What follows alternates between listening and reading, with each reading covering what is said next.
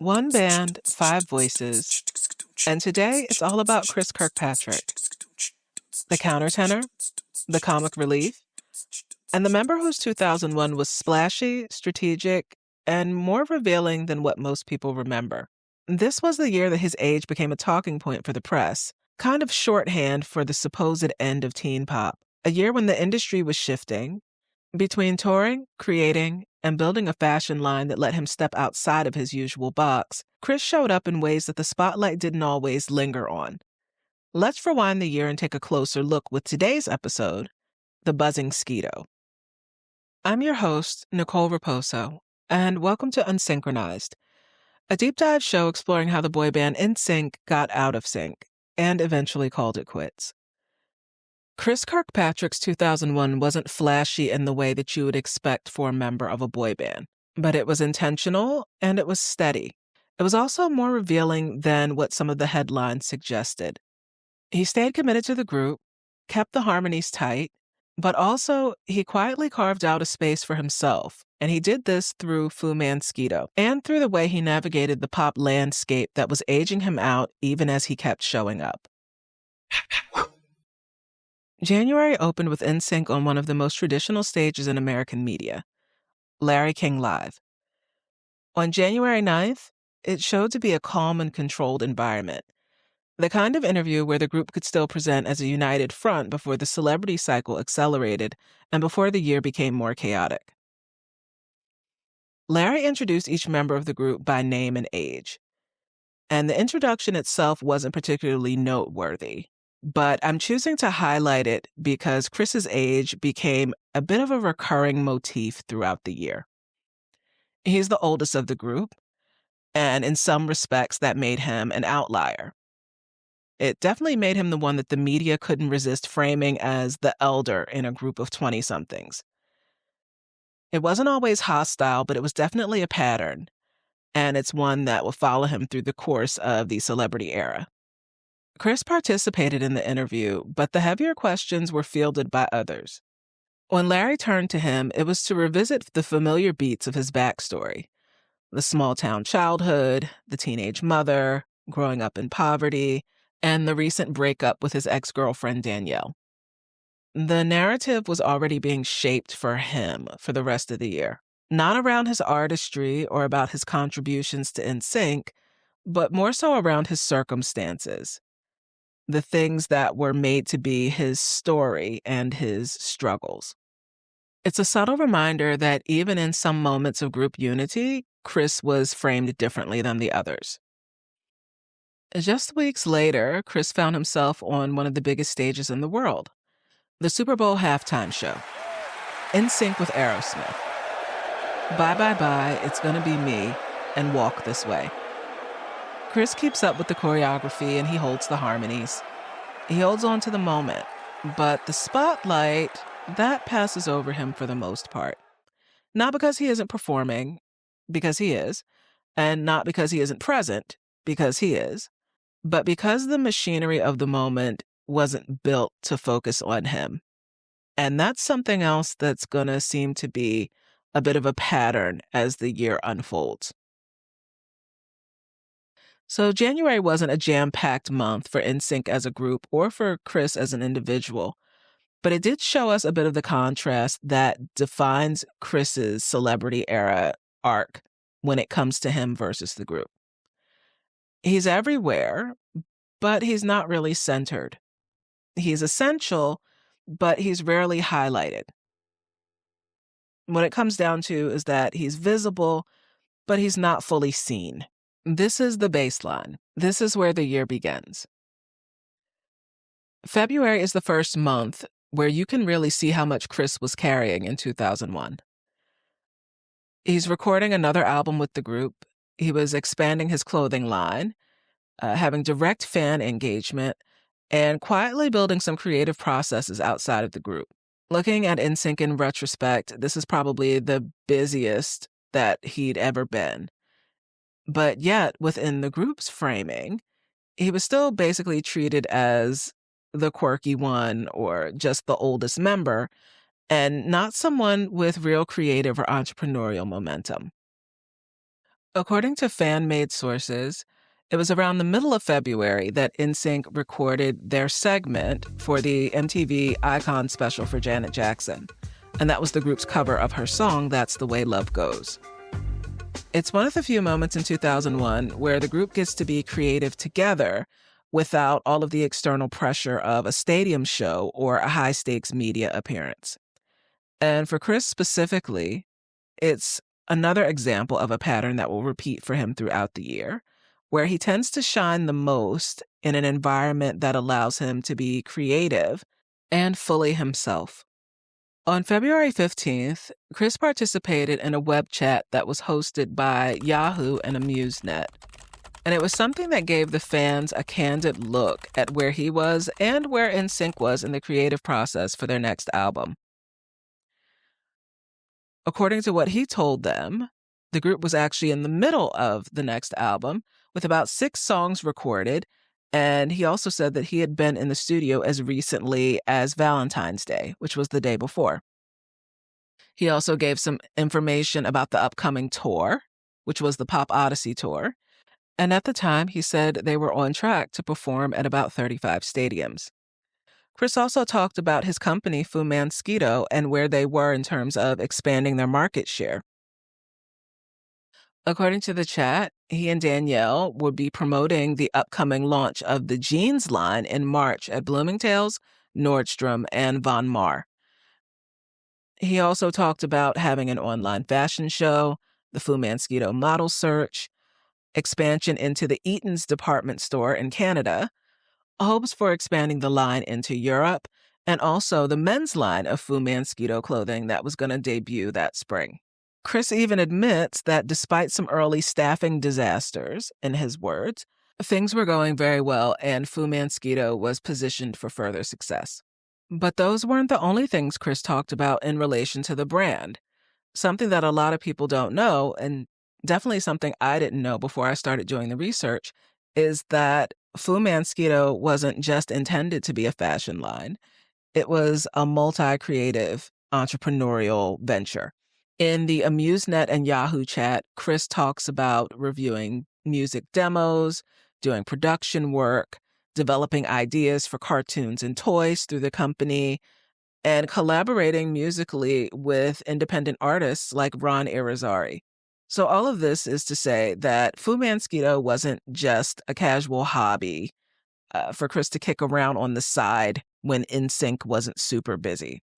It really seems like there were a lot of early indicators that this was a serious business in which Chris could make things and not just appear in them. And I also think it's an indication that Chris was thinking beyond NSYNC, not in the sense of the group ending or him leaving, but in the sense of new ventures and new ways for him to explore his creativity and his individuality. 2 questions that really stood out during the chat were both related to rumors. One was asking if there were any really nasty rumors that bothered Chris, and the other asked if the rumor that the group was breaking up was true. At first, Chris kind of brushed off the rumors and said that he doesn't really let them bother him. But then he backtracked a bit and said, well, maybe. I say that because I like rumors, because we'll still be together 10 years down the road, and those people who started the rumor look like asses. I think that comment was true to form for Chris because it was very optimistic, but also incredibly defiant.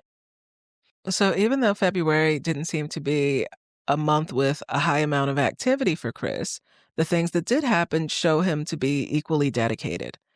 Dedicated to NSYNC and holding down his part as they work on the group's next album, and also dedicated to holding down his part in FuMan Skeeto.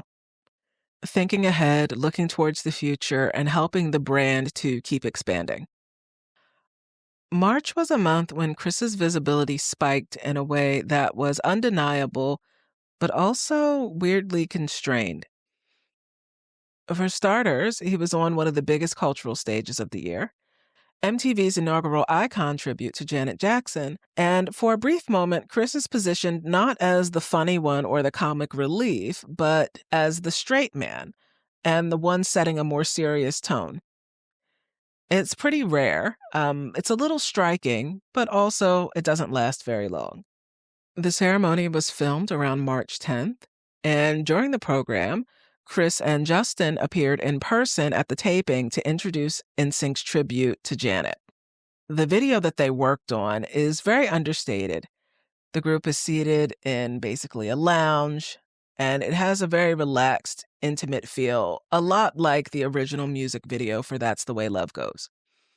No choreography, no spectacle, just harmonizing, tone, and respect. When it comes to the actual ceremony, for a moment, Chris is the one guiding the energy. He speaks first when the two of them get to center stage, and he tries to set the mood. He frames the performance with quiet admiration. And like I said before, it's one of the few times that Chris is allowed to be the anchor in the scenario instead of the jokester or the punchline. But before he can finish, Justin jumps in with a burst of commentary about how fine Janet Jackson is. And the tone shifts instantly, from reverent to playful, and from reflective to comedic.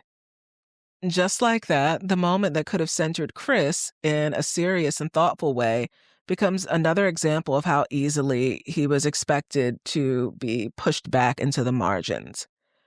It's not malicious. It seemed just structural. And it's a pattern that repeated a lot. So while the Icon program taping gave Chris some front-facing momentum in March, the real momentum was really happening behind the scenes, and that was with FuMan Skeeto. Nordstrom received its first shipments. Bloomingdale's and Von Mars had increased their orders. And the brand was gaining shelf space in major department stores. Something that no other member of NSYNC was doing at this scale at the time. In Entertainment Weekly, Chris talked about the business with a level of seriousness that the media rarely attributed to him. He emphasized production ethics, knowing who makes the clothes, when they're made, and how long the process takes. And he framed the line not as typical celebrity merch, but as something that was genuinely new. I think this is one of the strong examples of Chris doing identity work for his brand and not just typical branding. He was building something that really reflected him, his taste, and his values. March also showed us that Chris was very aware of the changing signals and landscape around him when it came to entertainment. On the 17th, the New York Daily News quoted Chris as saying, "I see the vocal groups going away. They've been hot a little too long. I see real bands that really play instruments being the hot new thing." After saying this, he immediately clarified that it didn't mean he thought NSYNC was washed up, and he emphasized that the group did know how to play instruments and planned to showcase that on their new album. What Chris told the Daily News was not a throwaway line.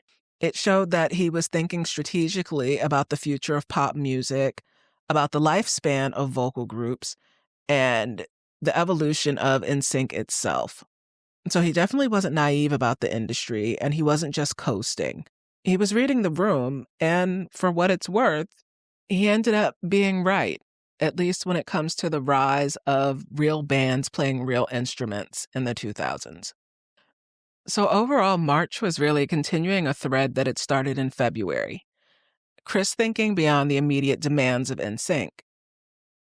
He was reviewing demos, he was developing creative concepts, he was building relationships with musicians like Ron Irizarry. He was experimenting with production work, and he was expanding his brand beyond the reach that it already had. These weren't necessarily signs of someone trying to leave the group. I think they were signs of someone who understood that NSYNC wasn't going to last forever and who wanted to be ready for whatever might come next. I also think it's signs of someone who was very ambitious in the sense of being a builder and wanted to take his own creative potential as far as it could go. April is the month when the pace definitely kicks up a notch. Chris is still everywhere, still promoting, still performing, and still carrying his share of the load of NSYNC. But there is a moment where a little bit of the strain starts to show around the edges. Not in a dramatic way, but in a small revealing moment that slipped through when the cameras weren't fully in control. 3 out of the 5 members of NSYNC appeared together at the Blockbuster Entertainment Awards. And that night, the group won several awards for favorite CD, favorite single, favorite pop group. But like I said, only 3 members were there, and they were Chris, JC, and Justin. Joey and Lance were in Toronto filming On the Line, and their absence was the first public sign of how fragmented the group's schedule had become. Backstage at the awards show, the tone was upbeat but a little frayed. Justin said he hopes fans aren't sick of them. Chris shoots back, dry as ever, because I'm sick of us. It was a joke, but also maybe not a joke. It's the kind of line you toss off when you've been working nonstop for 2 years and the treadmill hasn't slowed down once. Later, when Chris was talking to MTV's Chris Connolly, he described the upcoming tour, which was going to debut new songs from the Celebrity album more than a month before the album dropped. In his words, he said, "It's kind of like we're being Napster on the road." A little funny, yes, but also a pretty sharp commentary on the industry's shifting rules, and also the pressure to stay ahead. It also revealed a sense that the group was giving everything away before they even get to release it. So to an extent, Chris's humor may have been doing some double duty here. It was deflection, but also a little bit of diagnosis. In April, Entertainment Weekly ran an interview that was pretty light on the surface, but had some revealing moments underneath. When asked what set NSYNC apart from other groups, Joey responded that it was their chemistry. Chris complicated that response a bit. He said, "Well, not each one individually, but we have cliques. Like, JC's not in my clique. Joey's in my clique. Lance is in my clique sometimes. Well, Lance has his own clique that I'm not allowed in." It was playful, but it was also probably more honest than what people caught on to. And it was one of the few times Chris acknowledges the internal dynamics without smoothing them over. Later in the interview, when asked whether releasing another album so soon felt rushed, Chris was very blunt in responding. "We're on a roll. We wanted to do all stadiums this time, so we wanted to keep the hype going." That was the business logic of 2001 in one sentence. The machine was running hot, and NSYNC was running with it. Later in the month, all 5 members of NSYNC reunite, and they appear together on Total Request Live, a special episode called TRL at Your House. It was a fun episode, and I think that it was a nice little moment for the guys to reunite and get back into the swing of things in a pretty low-stakes environment. April was a bit of a rest period, but come May, they would have to hit the ground running. May 2001 was the month everything converged. Tour rehearsals, album delays, more rumors, retail launches, and Chris Kirkpatrick was in the middle of all of it. The Pop Odyssey tour had been pushed back to start on May 23rd, and the scale of production was unlike anything NSYNC had attempted before. 5-story sets, hydraulic lifts, and choreography designed for stadium-sized sightlines. The rehearsals started in early May and ran long, hard, and often. This wasn't just a tour. It was an engineering project with a soundtrack. And the world outside of the Pop Odyssey bubble didn't slow down for him a bit. FuMan Skeeto's spring line had landed in multiple stores: Eaton's, Von Maur, Bloomingdale's, Nordstrom. And the reception was modest, but it was real. Nordstrom reported strong early sales, particularly for the rhinestone logo tees, the embellished denim, and the pieces that basically hit a sweet spot between teen trends and Y2K maximalism.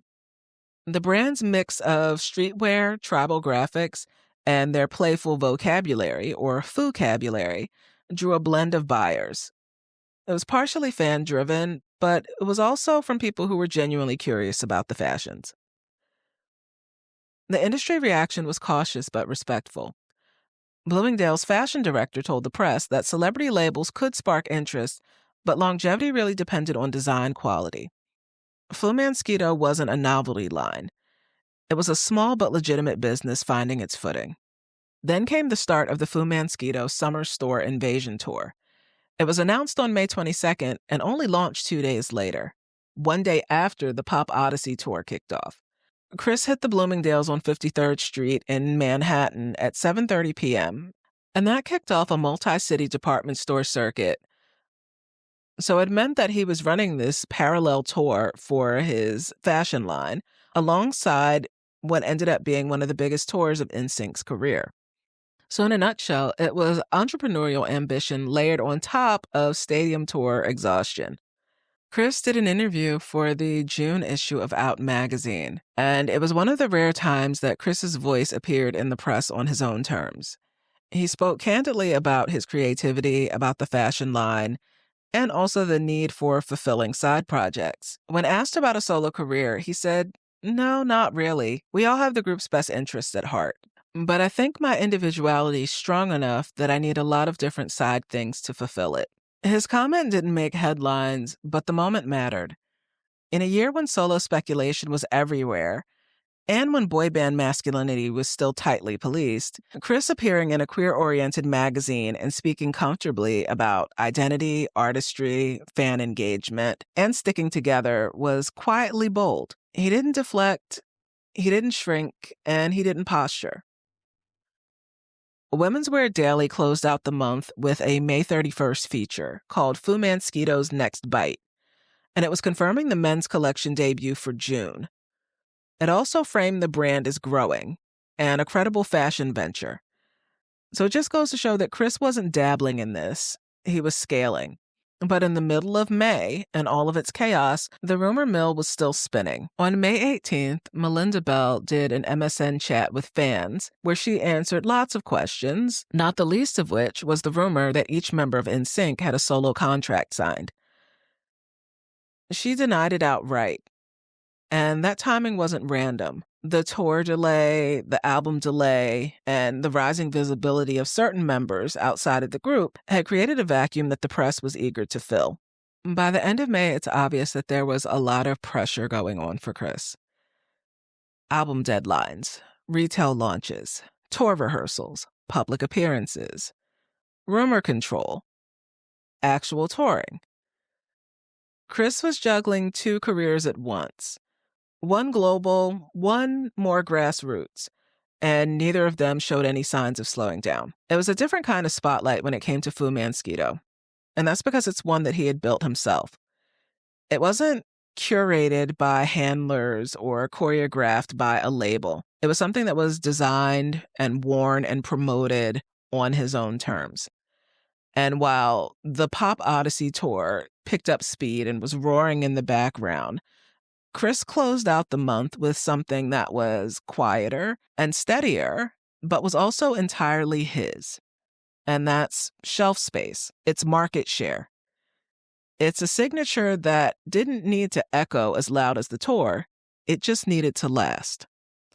In June 2001, the Pop Odyssey tour was roaring across stadiums in the United States. NSYNC was performing to tens of thousands every night, and between the fireworks, the 5-story sets, and the hydraulic lifts, it was the kind of spectacle that only a group at the peak of its celebrity power could pull off. And in the middle of it all, there was still Chris, still dancing, still harmonizing, still holding down his part in the show that demanded everything from everyone on stage. The set list included 4 unreleased tracks, Up Against the Wall, Pop, Gone, and the title track for the new album, Celebrity. Chris was performing songs that hadn't even hit the shelves yet, songs still being mixed and finalized behind the scenes. Meanwhile, FuMan Skeeto kept moving. The stock from the spring line continued into early summer, And Chris continued promoting the line through interviews, fan chats, and his own wardrobe. Even as media attention shifted towards the tour, FuMan Skeeto still remained part of his identity. Not just a brand, but a presence. He wore it on stage, in press junkets, and in the rare interviews he did alone. One of those interviews came from Pop Star magazine, their July 2001 issue, which was published on newsstands in June. I have to say, it was one of the warmest and most respectful profiles of Chris that I've seen from that year. The magazine credited him as the founder of NSYNC and explicitly named him as the person who created the group. They framed him as the member who had done the most for the group recently, thanks to his outside creative work. FuMan Skeeto wasn't just treated as a vanity project in this write-up. It was presented as a genuine creative force, with Chris positioned as the visionary, working with independent designers, while also keeping prices reasonable and looking to expand into youth lines and also community partnerships. Popstar even highlighted how he integrated the group into the brand. Things like Justin's Made in the FUSA shirt or Joey's signature hat, they were both framed as cohesion, not fragmentation. Chris came across as grounded, funny, self-aware, collaborative, and community-minded. In this case, his humor wasn't used to flatten him or just box him in as the funny one. It was something that was used to humanize him. And I think it was a rare moment where the media treated him as a leader and an entrepreneur and a creative thinker, a tone that unfortunately would evaporate in July and August. But sticking with June, it brought one of the clearest glimpses into Chris's emotional state during the Pop Odyssey grind. At a Toronto press junket on June 21st, the morning after a 40,000-person stadium show, he reacted pretty negatively to a 3.5-star concert review, and he did it with exaggerated humor. He teased the critic, leaning into sarcasm, and making it clear that he had read the review and had taken it personally. It was like humor as armor. Humor as a coping mechanism. He wore FuMan Skeeto head to toe at this press junket and joked that the brand was 2 weeks behind the group, kind of revealing just how stretched he was between touring, recording, and running a business. In the research that I've done, this is the only instance that I've seen where Chris responded directly and personally to a critic. And that's what made it stand out to me as a bit unusual, because he seemed to really zero in on this woman and her impression of the group's concert the night before, even to the point where he had memorized her photo so he could recognize her if he met up with her in a later context. Like I said, I haven't seen anything similar in any of my research, but if any of you have come across something similar, let me know. I'm curious to know if this was just a one-off thing or if it was more of a pattern. Anyway, overall, June 2001 was the month when Chris Kirkpatrick's workload, creativity, humor, and vulnerability all sat in the same frame. On stage, he was part of a machine that was built for spectacle. Off stage, he was building something of his own, still. A brand, a voice, and a presence, even as the pressures around him kept rising. In July, NSYNC was in stadiums, on morning shows, sometimes on late-night shows, but also magazines and charity events.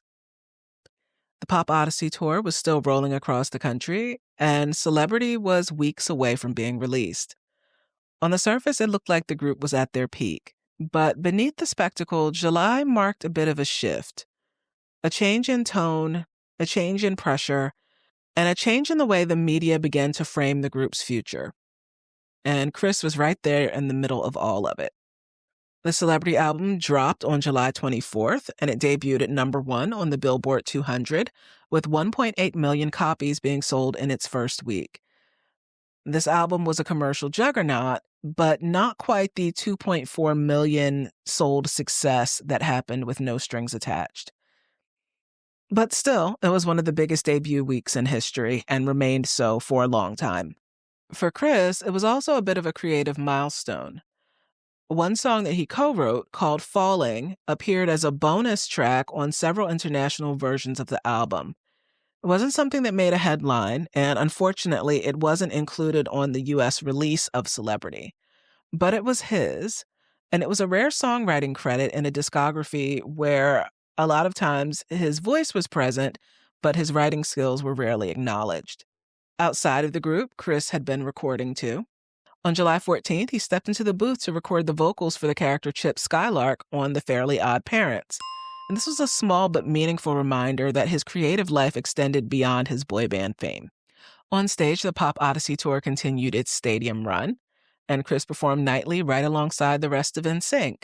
One would think it was a high point for the group, and also a bit of a high point for the media, but things were starting to change. One noticeable shift in tone was from a piece from USA Today called "Will Boy Bands Drop Off Pop's Pedestal?" The article used Chris, specifically Chris, to frame the idea that teen pop was dying. In order to do this, they emphasized the fact that he was pushing 30. And what they did was place his age immediately after mentioning the group's commercial success, trying to find a subtle way to tie the two together, but also to imply that the clock had run out. It was rhetorical framing, a way to artificially inflate the group's perceived longevity and a way to imply that they were past their prime. The article featured quotes from Chris addressing things like pressure, expectations, and the impossible standard of breaking their own sales record. He defended the group's artistic evolution and pushed back against the critics who said that they blew it by changing their sound. But as expected, the article didn't let that perspective stand. Chris's thoughtful comments were immediately followed by sweeping claims about the decline of teen pop, using underperforming acts as proof of the entire genre collapsing. A.J. McLean's rehab stint was also involved as symbolic evidence of a dying trend, which is really inappropriate and quite rude because it trivialized his personal struggles just to reinforce a predetermined narrative about teen pop dying out.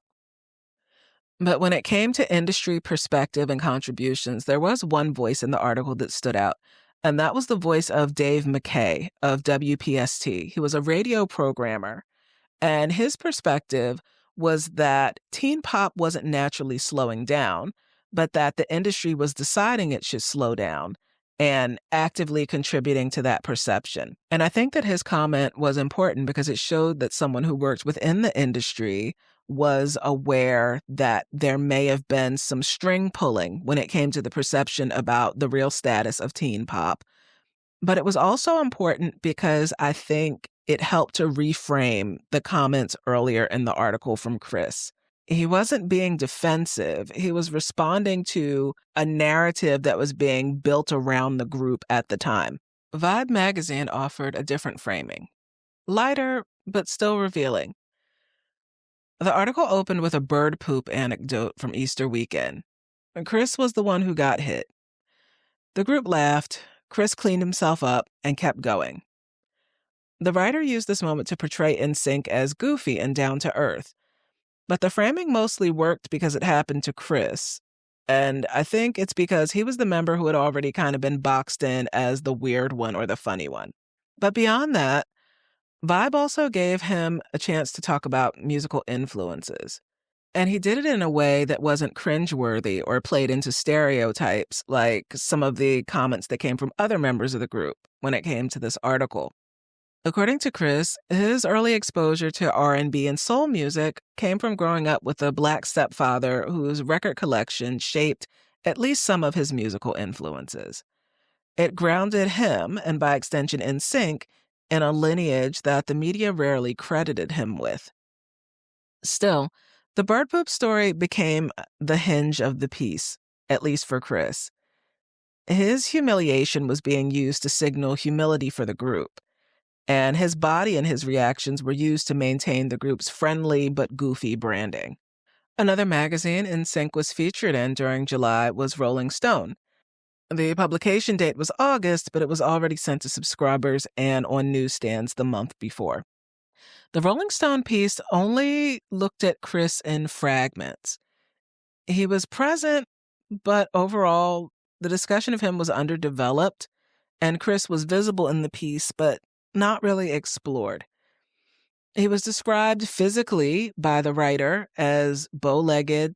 He was also described as sarcastic and irreverent, but he wasn't really quoted for the Rolling Stone piece. He was framed as being next to Pharrell in the studio, but the article never explained why he was there. And he was mentioned as one of the funny ones in the group, but not as someone who contributed creatively. His poverty narrative was emphasized by the writer. The trailer with the hole in the side, sleeping in laundry for warmth, working from the age of 12. The wealth he had achieved through NSYNC was framed as surreal, and the importance of his financial advisor at the time became a punchline. These are things that were framed from Chris's own words, but they were done in a way that conveyed him as kind of flat and two-dimensional. His creative contributions, like stage show ideas, songwriting, or even the integration of FuMan Skeeto into NSYNC, were loosely acknowledged but never really explored. And there was a point of emotional vulnerability where Chris was quoted as saying he almost had a nervous breakdown, but that's something that was only mentioned once and never followed up on.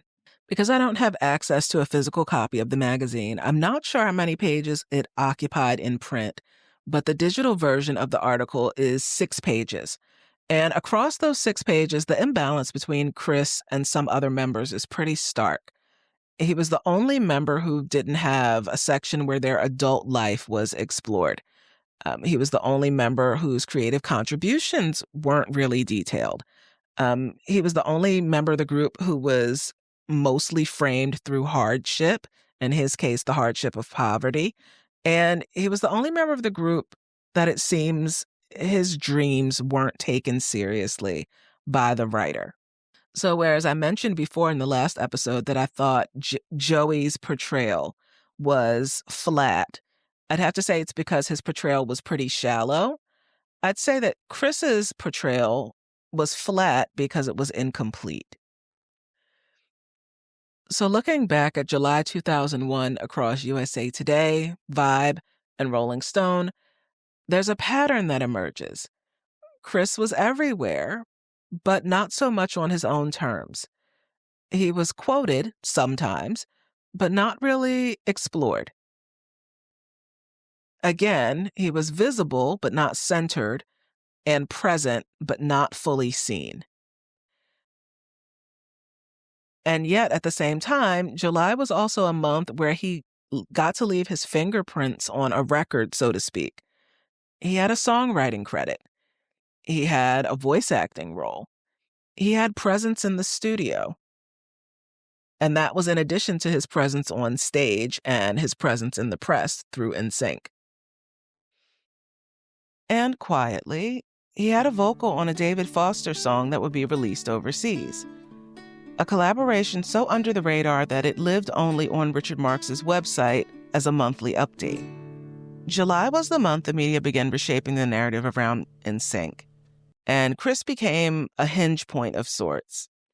Whatever message or tone they wanted to convey to the public, they could utilize Chris and whatever contributions they got from him to fit that narrative and tell whatever story they wanted to tell. In August, Chris's visibility remained tied to the group. And he didn't have any major standalone interviews from what I could find, and his individual branding, especially when it came to FuMan Skeeto, entered a quieter phase. The media coverage that the month centered on was for the group as a whole rather than Chris as an individual, which contributed to a pattern that we've already touched on a bit, where his presence was consistent, but the spotlight for him wasn't consistent. The FuMan Skeeto Summer Store Invasion Tour wrapped up its final dates on August 5th in San Antonio, Texas, and then the absolute final date on August 11th in Atlanta, Georgia. It had been a bold experiment, a parallel promotional circuit running alongside the Pop Odyssey Tour, with Chris appearing in department stores during the day and performing at stadium shows at night. But like I mentioned, by August, the momentum had slowed. His brand was still stocked in Nordstrom and Bloomingdale's. Chris still wore pieces on stage and in interviews, but the press coverage had tapered off. No new fashion pushes, no new retail announcements, just quiet consistency. FuMan Skeeto was still very much a part of his identity, but the media wasn't paying attention to it anymore. On August 20th, NSYNC performed on NBC's Today Show summer concert series at Rockefeller Plaza. It was one of the last major televised performances tied directly to the celebrity rollout. The group sang Pop and Gone, and Chris was right there, as always, harmonizing, dancing, and putting in the work. As the Pop Odyssey tour continued across stadiums, Chris still kept showing up nightly. And in medley segments, he had an opportunity to perform the song that he wrote, Falling. His work was consistent, his performance was consistent, and as always, his presence was consistent. But on stage, the spotlight was kind of uneven. The show seemed built around spectacle and, at least according to concert reviewers, increasingly around Justin and JC. Chris was essential to the sound and the staging, but the camera angles, the press photos, and the fan-circulated clips told a different story. He was there, he just wasn't centered. In August, Entertainment Weekly reported that Chris and Justin would appear in an upcoming issue of Marvel's Wolverine comic. It was drawn by artist Dan Fraga, someone who Chris knew through working on FuMan Skeeto. It was a small item, really barely a blip in the entertainment cycle. But it mattered. It was just one more way that Chris's creative world extended beyond the stage. And it was proof that he was building relationships and collaborations with artists that would lead to him showing up in unexpected corners of pop culture. September opened with momentum. NSYNC closed out the Pop Odyssey tour on September 1st, and it was the final night of the last stadium tour they would ever headline. Soon after, MTV was running quick promotional hits about the upcoming On the Line soundtrack, including mentions of the song Falling. The Video Music Awards on September 6th gave NSYNC one more bright, highly visible moment in the pop ecosystem. It was the last week where they were working and everything still felt normal. And then the world changed. After the September 11th attacks, the entire entertainment industry went silent. Lots of promotional appearances were canceled by multiple celebrities, including NSYNC. Interviews evaporated, and overall, the machinery of pop culture simply stopped. Chris, like the rest of the group, stepped back from the public view, not because of strategy, but because the moment demanded stillness. In the middle of that stillness, a small piece of pre-recorded levity popped up. On September 15th, a sketch that Chris had taped for Mad TV aired. It was goofy, it was self-aware, and it was a parody of boy band fame. It was kind of a relic from the before time, filmed when the world felt lighter. It didn't generate major press, but it gave Chris a rare solo beat in a month that otherwise was defined by silence. And then on September 17th, another artifact from the pre-9/11 marketing pipeline slipped out into a world that wasn't paying attention. NSYNC's Fantasy Hotline phone game. It was a piece of pop ephemera designed for a different cultural moment. And it was released into an atmosphere where most people did not have the appetite for a playful fan game. It landed with very little fanfare at the time. Overall, I'd say that September was marked as the month that stood out because of what didn't happen instead of what happened. Like I mentioned, Hollywood pretty much came to a screeching halt after the terror attacks, and NSYNC was no exception in that. October started quietly and without much momentum. If anything, it began with absence. Joey had already told multiple outlets that NSYNC was on a break, and the calendar reflected it. No touring, no major group promotion, and no coordinated media push. The industry was still recalibrating after September 11th, and the group's visibility had dropped to almost nothing. The only thing that really seemed to move forward were the pieces that were already in motion prior to the attacks. FuMan Skeeto had planned several New York City appearances for September, but the shutdown pushed them into mid-October. So on October 15th and 16th, Chris found himself doing TRL and The View. Not because October was meant to be a big month, but because the world had shifted and the schedule shifted with it. What should have been part of a September rollout became a quieter, slightly dislocated moment in October. Also on October 16th, the On the Line soundtrack was released. Chris wasn't part of the film's narrative, but he did appear in a brief cameo in the film's closing credits. More importantly, the soundtrack for the movie featured Falling, which is a song that he co-wrote, as I had mentioned before. It hadn't made the cut for the U.S. version of Celebrity, but here it was, getting a second life in a small but meaningful place for his songwriting to surface in the domestic market. The next day, on October 17th, Chris turned 30. ABC News marked the moment with a piece that leaned heavily on the age narrative, the same one that had sort of followed him all year. In 2001, turning 30 wasn't just a birthday. It turned into a cultural talking point. His age became shorthand for the supposed end of teen pop, and it became a proxy for the media's eagerness to declare the boy band era over. Chris wasn't doing anything unusual by aging, but the coverage made it feel symbolic, as if his birthday were a referendum on teen pop and boy bands themselves. The month also held some moments of collective purpose. Chris appeared in the all-star What's Going On music video, filmed in late September and early October. It was a project that gathered artists across genres to respond to a shaken world. On October 21st, NSYNC performed at the United We Stand benefit concert in Washington, D.C., one of the first major televised events after the industry's pause. It was a reminder that even in a quiet month, the group still stepped forward when it mattered. Meanwhile, FuMan Skeeto's fall collection hit shelves. The line's tribal graphics, rhinestones, and bold designs carried Chris's fingerprints as clearly as any lyric. It wasn't a side project. It was 3 years of work now stocked in Nordstrom and Bloomingdale's.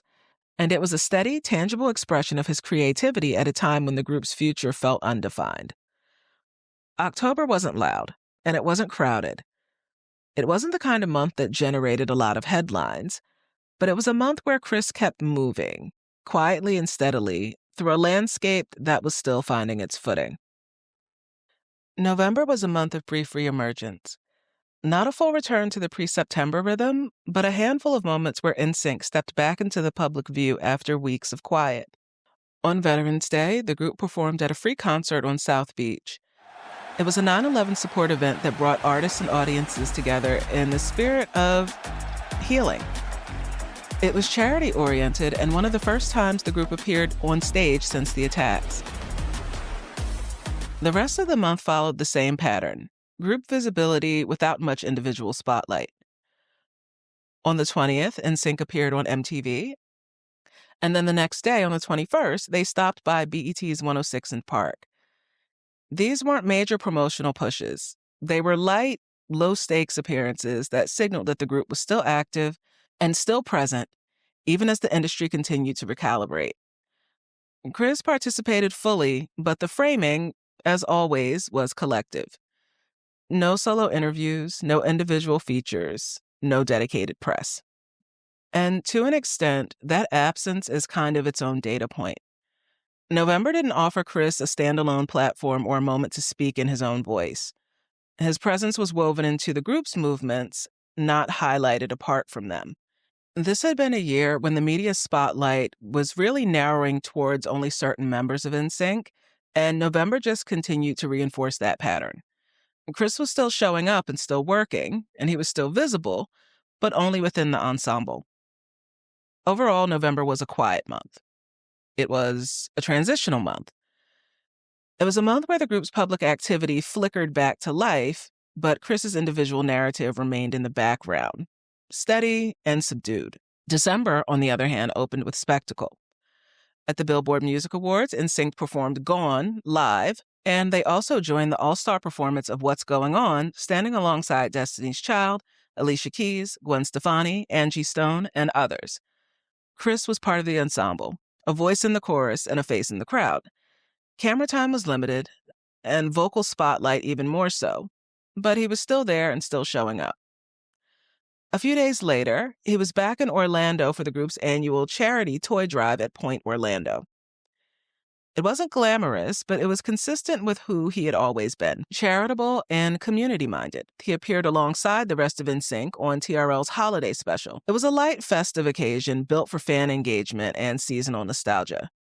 It was brief, it was cheerful, and it was a reminder that even in a quieter year, the group could still slip into familiar rhythms.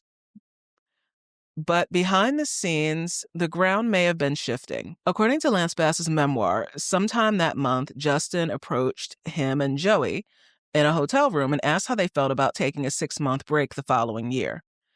Lance remembers Joey being there.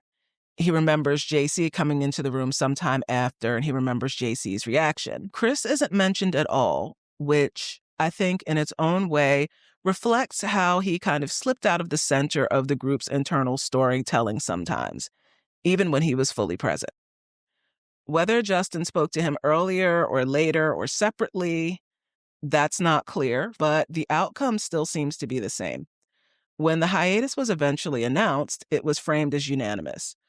And Chris, loyal as ever, was part of that consensus. December came with a tiny uptick for FuMan Skeeto promotion as well. On the official website, a post encouraged fans to contact their favorite retailers, requesting stock, asking for size ranges, and basically lobbying for visibility. It was a call to action. And tucked into the sidebar of that same post was a small announcement. FuMan Skeeto would have a vendor booth at the Women's Wear Daily Magic Convention in Las Vegas the following February. It was a space for buyers, not just browsers, and a space for business, not just buzz. Chris wasn't holding the stage at that point. He was building a new one. So out of all the things we learned about Chris, what's most relevant to Unsynchronized? I think 2001 showed us 5 things about Chris. For starters, he kept showing up for NSYNC, and that helped NSYNC to keep showing up as a unit. Chris was there at all the performances. He was there for charity events. He was there for TV spots.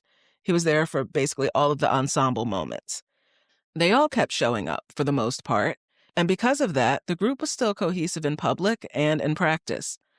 Nothing about his year suggested any kind of instability or any upcoming separation. The second thing we learned is that Chris had kind of a splashy year, but it was in his own lane, and the group supported that. He had retail launches and TV appearances and media coverage, and he had a brand identity through FuMan Skeeto that was unmistakably his. And the group didn't push back. There was no tension around it, from what I see. It was just part of NSYNC's ecosystem at the time. The third thing is that Chris found some creative control outside of the group, and it was at a time when individual projects were normal and accepted. FuMan Skeeto wasn't a side hobby. It was a place where he called the shots. And again, importantly, nothing about NSYNC's internal culture in 2001 suggested that this was a problem. Everyone had something on the side. Everybody was exploring, and Chris's project fit right into that same rhythm. The fourth thing is that he navigated aging in a youth-driven genre, and he was doing it while the group still was unified and functioning normally. There were a couple of times this year that I highlighted where the media tried to use his age as a shorthand for the end of teen pop or the end of boy bands. But inside of the group, nothing appeared to be fracturing. They still recorded, they still put out a new album, they still toured off that album and did promotional appearances. Everything was business as usual for the most part for NSYNC. So even though the media was saying that the clock was ticking on teen pop and boy bands, it didn't seem to faze the group very much at all, and that includes Chris. And the last thing, the fifth thing, is that Chris understood the industry was shifting, and he understood the need to adapt. He was one of the few people who openly wondered whether NSYNC could evolve with the changing landscape in pop music. But that awareness didn't seem to show any kind of internal conflict. It simply meant that he was thinking ahead while still being fully committed to the group. In some regards, 2001 shows Chris as he's always been, doing his part to be a dependable member of NSYNC. But also that year, he didn't just support the sound. He was building something of his own. FuMan Skeeto made it onto racks in major department stores across North America, and it gave him something that I think he rarely had inside of the group, and that's creative control. It was a way for him to steer the direction and shape the narrative and be seen as a creator and not just comedic relief or the funny one, the quirky one, or according to the media, the old one. And even when headlines were elsewhere, Chris was making moves in the margins. He wasn't necessarily chasing the spotlight, but he was definitely building something behind it. And importantly, it didn't threaten the group. NSYNC was still unified, still functioning, still showing up together. What Chris's year reveals is simple. He was expanding, not breaking away. He was adapting to a changing industry and navigating the idea of aging out. And he did it with realism and a bit of humor. And he also did it by carving out a lane that didn't depend on the group's machinery. His story wasn't about fracture, it was about identity and about authorship. Really about finding control in a world that didn't always offer it to him. This brings us to the end of the episode and the end of 2001 through the eyes of Chris Kirkpatrick. Next up is JC Chasez. He's the one who built from the inside. The architect behind some of NSYNC's most beloved deep cuts. He didn't write the singles. He wrote the songs that live in the if you know corner of the fandom. The ones that still spark recognition decades later. 2001 wasn't about the spotlight for JC. It was about the grind and the work that kept the music evolving, even if the industry wasn't watching. Thanks for joining me today on Unsynchronized. This is Nicole Raposo signing off. And remember, until next time, you can't spell unsynchronized without NSYNC.